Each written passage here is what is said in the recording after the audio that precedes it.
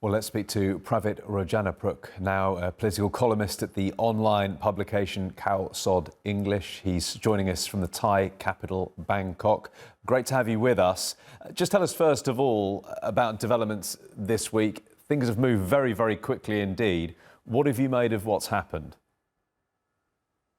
Well, it's the return of Thaksin into Thai politics. Thaksin once was arguably the most popular prime minister over the past 2 decades. So it puts a sort of a formal end to the military influence for the meantime.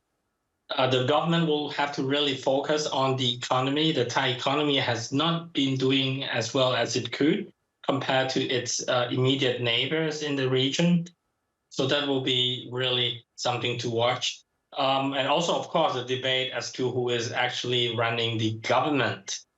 And we must admit, I think that the new prime minister became a prime ministerial candidate and a leader of her ruling party due to the very fact that she's the daughter, a trusted daughter of Thaksin Shinawatra. Yeah, just want to ask you about her credentials, Paetongtarn Shinawat, given she'll be the youngest ever Prime Minister of Thailand, given she's 37 years of age, only came into politics in 2021, how well equipped is she for the job?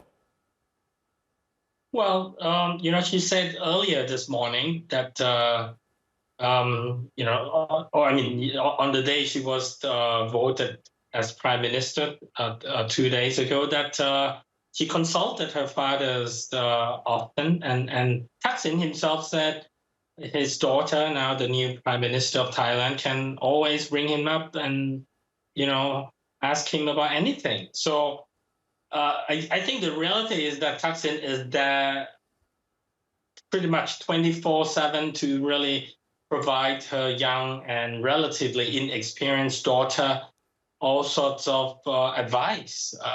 Some will see it as an advice, others would see it as directive, but really doesn't really matter.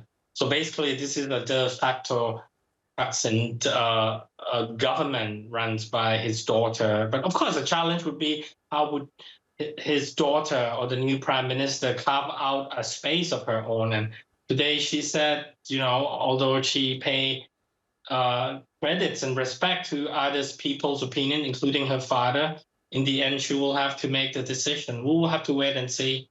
But I think most people are quite convinced that this is not a de facto Thaksin administration runs by his daughter.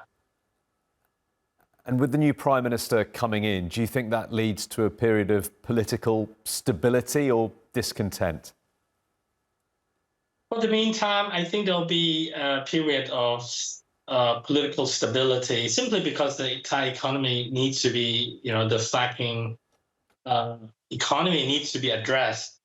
Although the opposition's top of their agenda is their push for the monarchy reform, but the main opposition party was dissolved just a week ago, 10 days ago, and now re-emerged under a new name.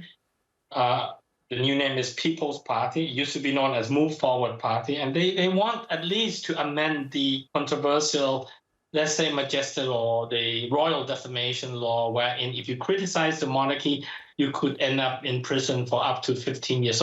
So some young Thais who are better off, middle class, want to see more political reform. But, all in all, the economic problem has to be first addressed. And for that, the new prime minister will be getting, I think, fairly wide support to let her just sort things out and improve the economy, of course, with Thaksin's very close advice. Pravit Rojana-pruk, thank you very much indeed for joining us live on TRT World. Pleasure.